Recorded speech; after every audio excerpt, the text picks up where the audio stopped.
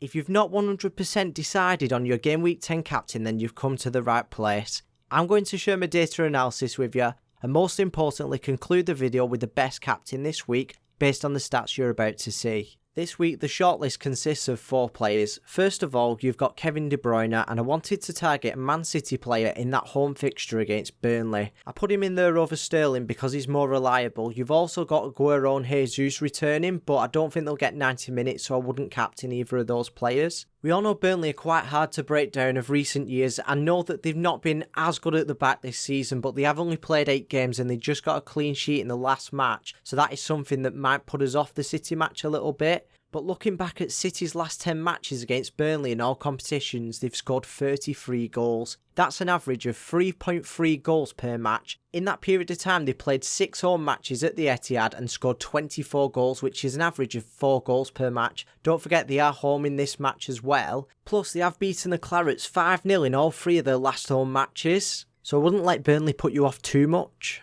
Next up, we've got Leicester's very own Jamie Vardy. He has got plenty of penalty appeal this season, but he doesn't just rely on penalties. We'll see that in his underlying stats later on. Plus, Fulham's defence hasn't been the best this season. We'll also have a look at some stats about that as well. Penultimately, we've got Dominic Calvert-Lewin, who is the Premier League's top goal scorer. He's up against a Leeds defence. Yeah, they got a clean sheet in the last match, but it was against a 10-man Arsenal. And we'll see later on in the video how bad their defensive numbers are. And as I mentioned last week, Richarlison's back in the side, and that should really help Calvert-Lewin to push on and get some more goals this season. And last but not least, you've got Mohamed Salah. He's confirmed to be back after his negative COVID test. He's always reliable for the captain's armband. I put him on the list over Mane because of the penalty appeal as usual, and I think it's far too soon to jump on Jota when you could just go with Salah. One thing that does go against the Egyptian this week is he plays away from home, whilst the other 3 players have the home advantage. Let's get straight into the underlying stats. The expected goal involvement stats are from FBRef, and I'll leave a link in the description for their website.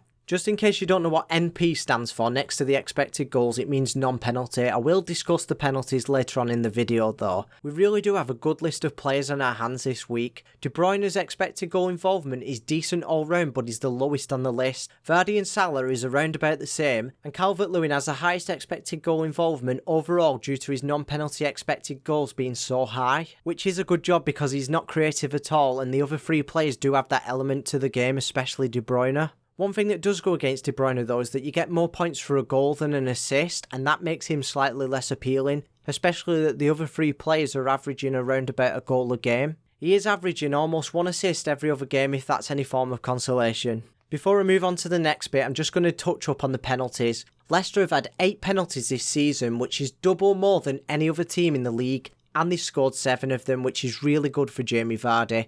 We all know Salah's on pens, and Aguero is due to be back soon for Manchester City, so De Bruyne will be losing the penalty duty. As for Dominic Calvert-Lewin, Everton don't have a nailed penalty taker. He did score 1 for England, so I would expect him to take it, but it could be Richarlison, so this one's up in the air at the moment. As well as comparing the player stats, I find it important to also look at the opponent, so let's do that. Even after their clean sheet in Game Week 9, Leeds still have the highest expected goals conceded figure on the list, whilst Fulham is not much better. Burnley's figure's not too bad, but they have played 8 games, not 9, and Brighton's is decent, but the Seagulls have conceded 15 goals so far, which is pretty high. Burnley are just a few behind with 1 less game, then you've got Leeds and Fulham who have just been a mess at the back. To summarise this, we can see Jamie Vardy and Dominic Calvert-Lewin have the easiest fixture difficulty as attacking players. One thing I really like to consider is the probability. I get the odds from Unibet and I get the points projections from Fantasy Football Fix. I will leave a link in the description for both of their websites. De Bruyne looks like the safest pick this week with the highest probability of getting a goal or assist, and just a disclaimer, the safest doesn't mean the best. Calvert-Lewin has no odds for the assist market, which I'm sure you can work out from his underlying stats. Based on those stats, we can also see why he's got good odds for getting a goal. Something to note though is that the probability is less than Vardy and Salah, who both have just over 20% chance of an assist too. In comparison, Vardy has a just over 10% higher chance of scoring than Salah, and they both have around about the same amount of projected points. Right, so all things considered, I have made a decision. This player has good underlying stats, expected goals in particular. He's averaging over a goal every 90 minutes. He's nearly had as many penalties as he's had games. He's got the highest chance of scoring. He's also top for projected points. He's playing against the whipping boys Fulham. My captain pick this week is Jamie Vardy. That's all from me this week. Comment down below any questions or suggestions that you've got. Thanks for watching. Make sure you subscribe if you're new so you don't miss any of these captaincy videos, and I'll see you here again next week.